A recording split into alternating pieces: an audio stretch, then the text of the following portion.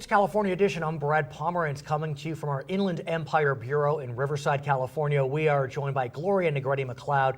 She is a member of the U.S. Congress. She is also a nominee for a seat on the Board of Supervisors in San Bernardino County. That election will be held in November of this year. You are not running for re-election. You are running for the Board of Supervisors. You recently went through a primary. Talk to me about that process, what you've learned, what your constituents are saying to you, what you hope to do. Well, I'm not a novice at running on elections. Right, but different office. I mean, you've been in the Assembly, the Senate, the Congress.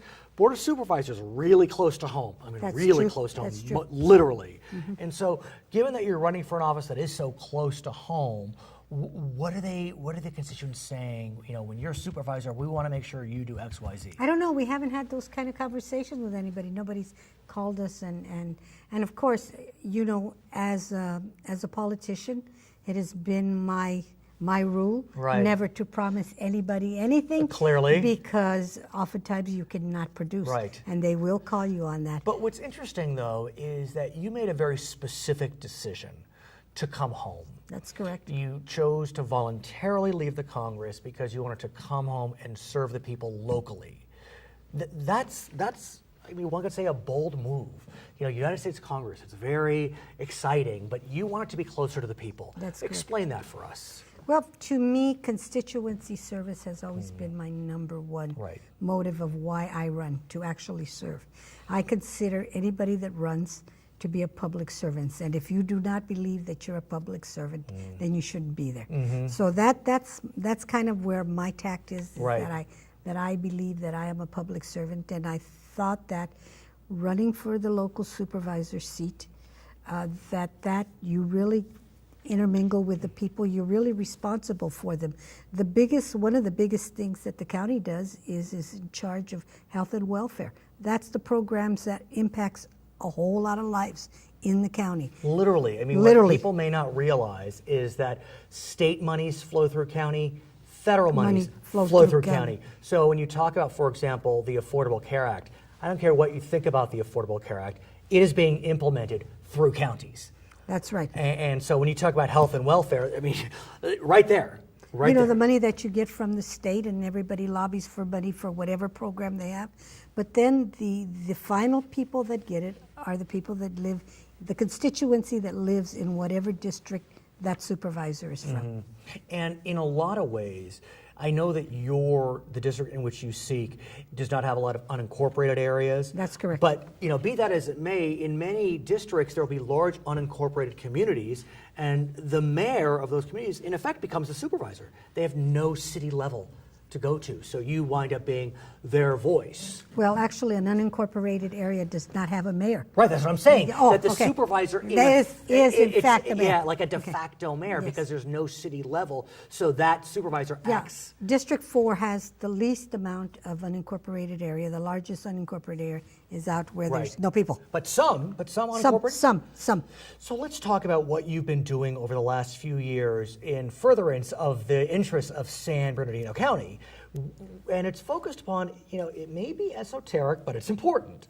It's what's known as the Payment in Lieu of Taxes program. What they call the PILT, the PILT. Yeah, PILT. So tell us about the PILT program and how you have made sure that that program is implemented in such a way as to benefit your county. Well, this program comes out of the Agriculture Committee, of which I sit on. Right. And so I tried to ensure that the money was there, that this part of the agriculture, the farm bill, that this was included. So because San Bernardino County then gets money, in fact, they have received $3.4 million in federal funds. Next year they will be receiving for vital services. What's interesting to me is how this program works. If you think about San Bernardino County, it is the largest geographic county in the lower 48 with a lot of federal land in it. Federal exempt land.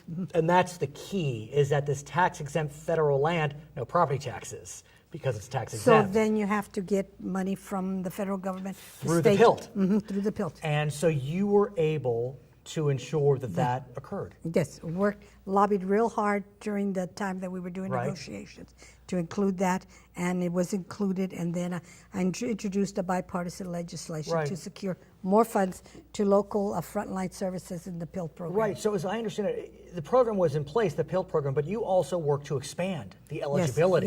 Yes. How was that? And I ask you because actually the farm committee, the agriculture committee, is a very bipartisan, and it's about, and everybody's got things that they need in their district, so it works very well. So some committees are not like that, but this one happens to be. It didn't feel hyper-partisan. No, it didn't. no. You were able to work through it because some committees. I mean, we've talked about this. It can be tough in Washington in 2014, but you were able to work in a bipartisan fashion to push this through. And so, how will this benefit the county overall? Well, they'll get more money, and next year they're going to get, as I said, 3.4 even more. Okay, so let's talk about another area in which you've been working, and that deals with job growth, job development, and it's through what's known as the Export-Import Bank. Explain how you were involved in the Import-Export Bank and how you're trying. Well, everybody signed on to a letter just before we left Washington to ensure that the export IM Bank supports, 37 billion to export sales in 2013, and returning over $1 billion to the American taxpayers. And as I understand it, what needed to happen is there needed to be a reauthorization. That's correct, because the charter was set to expire the 30th of September of this year. But again, maybe I'm a bit cynical, but it doesn't seem like a lot is getting done in Washington. Well, I think somehow, something's getting done with the PILT and now with the Export-Import Bank. I mean, why are these working? Probably because these are less partisan than social issues. It's not about what do you believe in. Okay, this helps your community. This helps your small businesses. This helps your county. This helps this.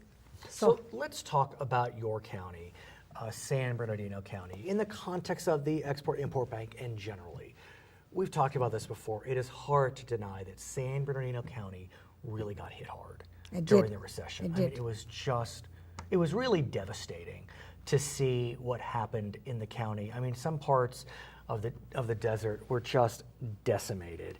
I mean, literally ghost towns. You see construction that began that just stopped in its tracks, both commercial and residential. The city of San Bernardino is bankrupt. I mean, I think that was a long time coming. I agree. I think it exacerbated the process, but San Bernardino has always had some problems. But well taken, and I understand that. But has this county, because this county is an example of a lot of counties. It's similar to what's happened in some North California counties, in Florida, in Texas, where just communities that were coming into their own really hit a wall.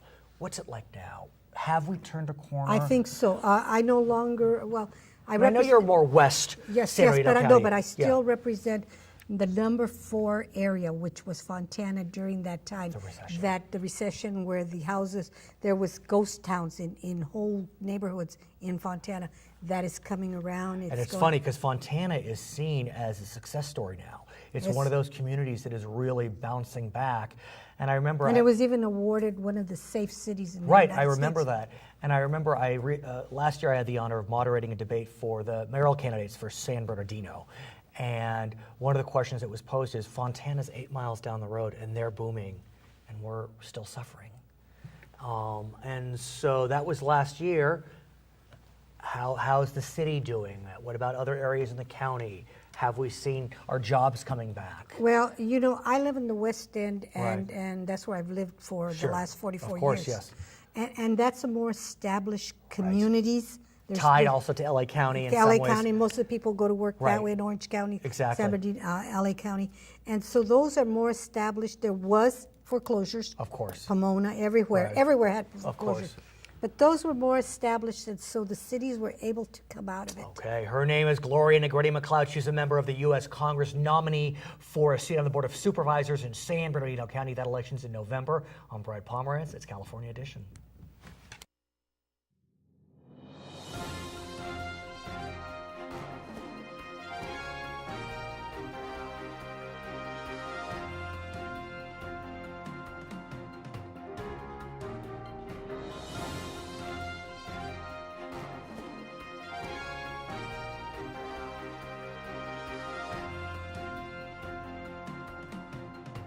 It's California Edition. I'm Brad Pomerance. We are joined by Bob Dutton. You know him well. He was the minority leader, the GOP leader in the California State Senate. He is now the Assessor-Elect in San Bernardino County. Congratulations, sir. A tremendous victory and a close one, I must say. A little closer than you would like, Brad. Yes, you won by about a point, running against someone whose ballot designation said Assistant Assessor. Correct.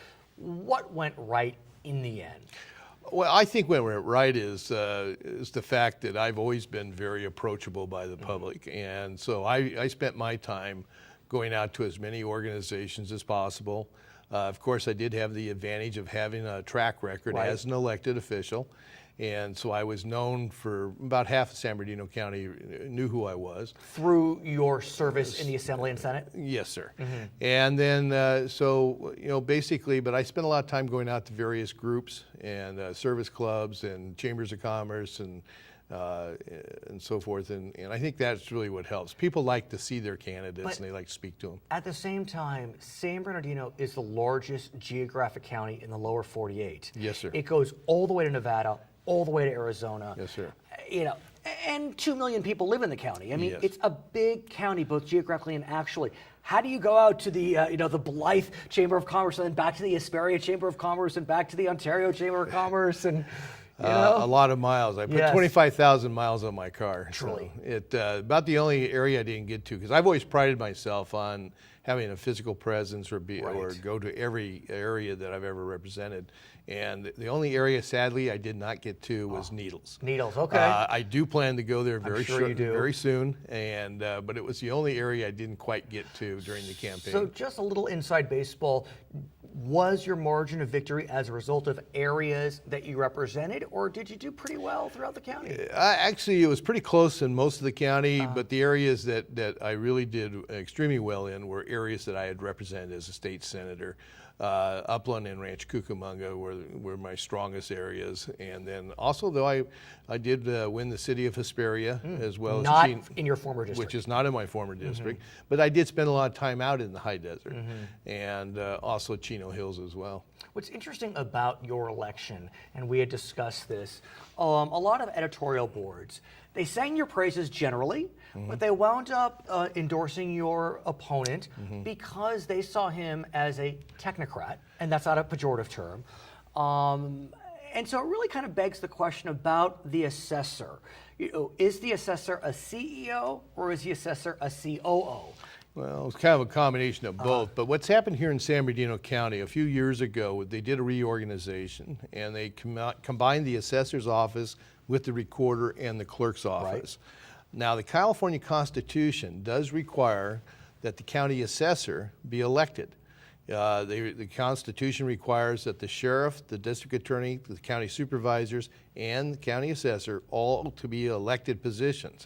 So where it starting to become a little bit more technical in its nature is when you combine it with the recorder's office and the clerk's office. So I don't blame the newspapers for looking at that. Certainly that was the issue here. You had a career county employee who was going to run for the assessor recorder. Versus somebody, myself, out of the private sector who did have elective experience and public policy experience, but also had a lot of private sector experience too. In real estate, by the way. Yes. And that's a significant role of the assessor. Well, I've been in real estate for 44 years, so I've been involved in a lot of real estate. Now, there has been a move in some counties, LA County, for example, to, even though I'm not exactly sure how the Constitution plays into this, but whether the assessor should continue to be an elected position in LA County. And in that county, the voters said yes, not no, but yes.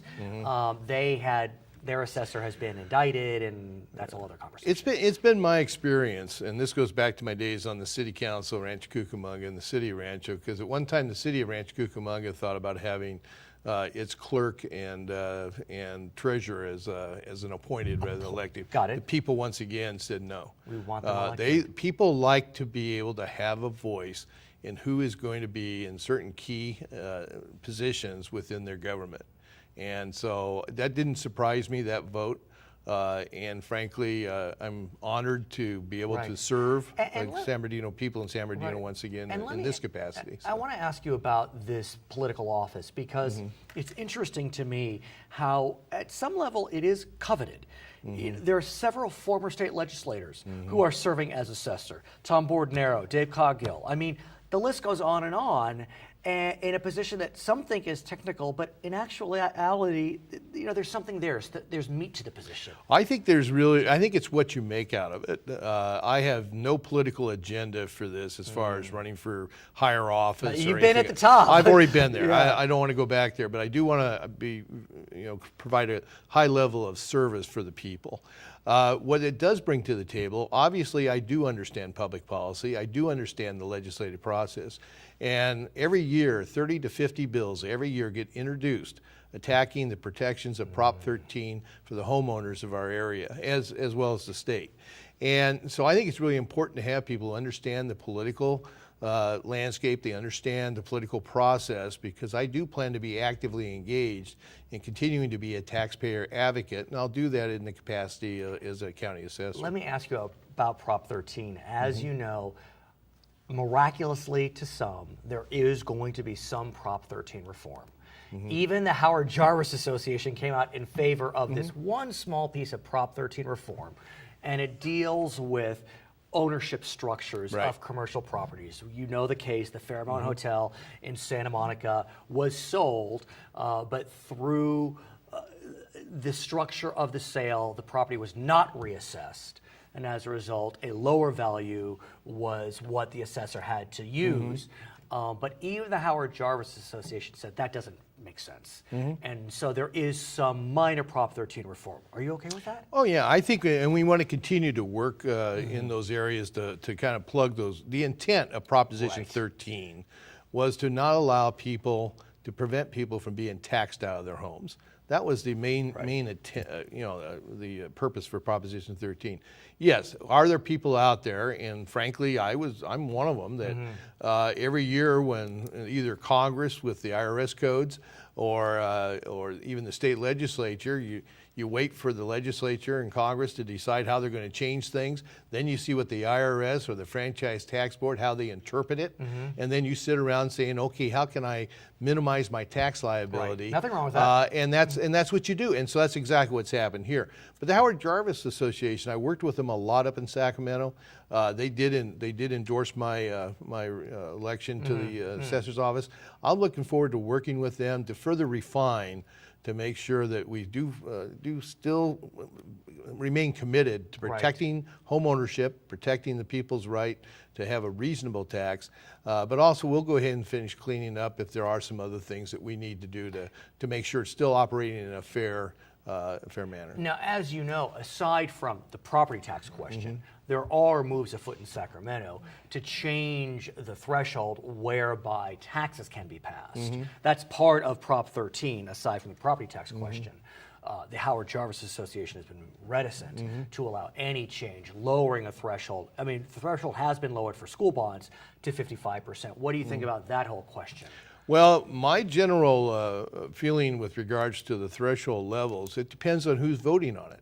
If it's a general population that's voting on it, reason I still support a 2/3 or a high threshold in that area is because you're telling property owners they're the ones that are going to be subject to the tax, and yet people who don't own the property are actually making the decision on how much the tax should be. So if it was strictly, frankly, I'd support a 50% if it was property owners only. Well, that's interesting. That were voting.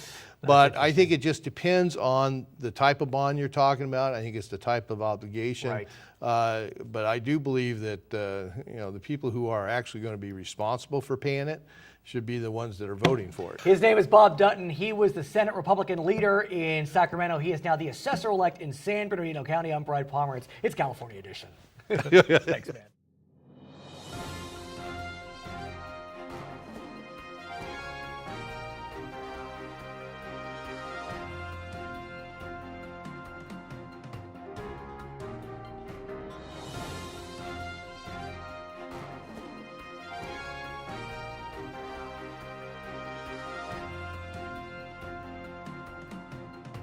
Welcome back to California Edition. I'm Brad Pomerance. We are joined by Lloyd Trueblood. He's a professor at La Sierra University. He brings with him the Researcher of the Year for 2013-14 in biology. His name is Michael Westcott, is that right? Yes, and sir. I thank you both for joining us.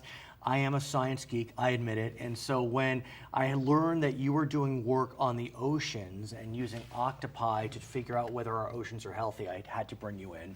Let's back up a bit. We'll start with you, Professor, and talk about the history of the oceans over the last 100, 200 years, I guess pre-industrial revolution on. As the Industrial Revolution took place, we started releasing more carbon dioxide in the atmosphere. And what that has caused to happen, carbon dioxide will interact with water, and it makes a new molecule, a carbonate molecule, and then it releases a hydrogen. And that hydrogen release into the water causes the pH to drop, if enough gets released. So as we have increased more and more CO2 in the atmosphere, we're seeing a slow decrease in pH of the ocean. So pre-industrial revolution, the ocean was about pH of about 8.2. Presently, depending on where you measure, we're at about 8 to 7.9, with some places as low as 7.4 occasionally. I believe there was a recording up in the Puget Sound this year of 7.4. And Michael, why is that of concern, the dropping pH in the ocean? Well, when you start getting the lower levels of the pH system, you start dealing with higher acidity in the water, like he was talking about. But this has major effects on how the animal lives its life, basically. You start talking about how oxygen is binding into the bloodstream. You start talking about developmental issues. You start talking about a lot of different things. So that was kind of one of the major things why we started really looking at it. And we've heard in the simplest sense, we've heard people say our oceans are sick. I mean, we hear that. You know, some say it's that hyperbole, some say it's that exaggeration, or are they sick? No, I would say it's very accurate to say that they're sick. Besides just us fishing down the food chain, you're also seeing these drops in pH, ocean acidification, that has effect on the animal's ability to move well. If you look at coral, this drop in pH is dissolving the coral, its actual skeletal structure.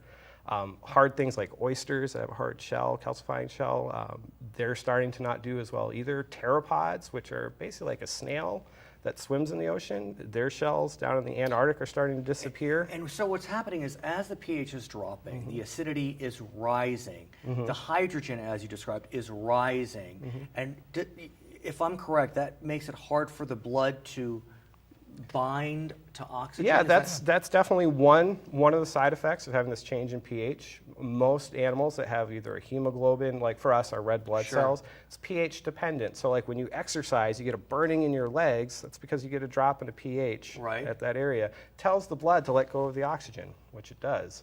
Then when it gets back to your lungs, the pH is a bit higher, tells the blood to bind the oxygen, which it does, and that's how it delivers well. Well, now if we change your environment so your pH is off, that release and binding doesn't work right. It throws it off kilter. It won't kill you outright, but it might decrease how well your blood is picking up oxygen and delivering it. So let's talk about the experiment that you've launched, Michael. I know that you're looking at octopi, and you're looking at them to see whether you can demonstrate a decrease in pH having an impact on development. Yes. So talk to us about the experiment that's underway as we speak. Yes. Well, so what we set out to do, basically, was once we got the octopi in, we had 2 females, and they turned to be pregnant, turned out, and we collected the eggs, so we thought, well, nobody's really done research in this area, so we need to set down a base system or a baseline to study.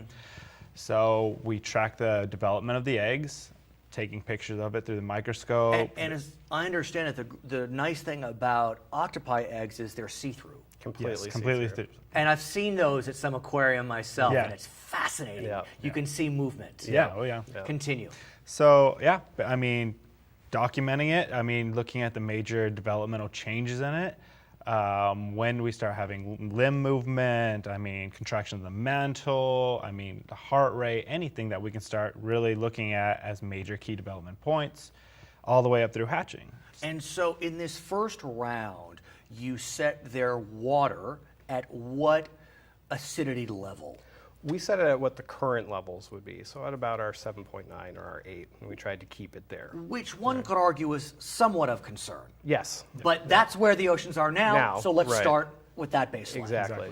But now, later on in the year, that's when the experiment really begins. That's when we start trying to change everything. So talk to us. Well, let me ask you, and then we'll get to the experiment. What are the predictions for ocean acidity in the future? So by 2050, the pH of the ocean should be at about 7.9, 7.8. Okay. And then by 2100, we'll be seeing that 7.8 and maybe even lower. To 7.7. or And explain further. how just a drop of 0.1. Right. The pH scale is just like the Richter scale. It's Right. a logarithmic scale. So each point is actually by 10. So if you go from 7.9 to 7.8, that's by 10. To 7.7, that's by 100. right. By 7.6, that's 1,000. 7.5, So 10,000. this later on this year, what are you going to do to your next batch of octopi? So what we'll be doing is once we collect the new octopi, we get the eggs, we'll be changing the pH of the water and checking To where. what? Do you know yet? Have you decided? We haven't really. We'll actually be doing at the levels we'd expect for 2100. Which is? About 7.7 is where So we're it's going to be at. 0.2 to 3 less, Yeah. which is 100 times Yep. more acidic? Yeah. 100 times. Yeah. And what do you expect? I And I know you don't, I as think- a scientist, you don't want to make Yeah. predictions. Well, I guess let me say it another way. What are the possibilities? What are the possibilities? I would Is that say, fair? yes, Yeah. I would say the strongest possibility is you're going to see a delay in development. Depending on the temperature of the water, it takes this particular octopus we're working with, the two-spot octopus, 1 to 3 months to develop from when the eggs were laid till they hatch. Which is a fairly large range, though. I mean, 1 to 3, that's triple. It is. Double, triple. And when I say 1 to 3, so if you were down in Baja, Mexico, we're fast. We're on like the one side because the water's warm, things happen fast. Oh, I see. If we're all the way up like Monterey Bay or further north where it's a bit colder, we're on the 3-month side because it's cold. But is that acidity issue or that's a That's temperature? just temperature. Got it. Just okay. temperature. So So we'll be continue. working at the same temperature. We're going to change the pH. My best guess is we're going to see a delay in development, so maybe 2 to 4 months. Wow. Somewhere in there. And we might just see some misdevelopment as well. So limbs not developing correctly, maybe a smaller size when they hatch, maybe their mantle that does the breathing doesn't quite develop correctly for them, several other things. This, to me, this research could be explosive. I mean, it really could set off alarm bells. And so if it does come out the way that it might, no predictions from the scientists, then what? I'd say that we would start exploring. We've got the description for this animal. Well, let's start looking at other animals because the exciting point of this research is to start showing predictions. Look, if we keep on the same path that we're going, here's what you can see happening. We're going to lose this group.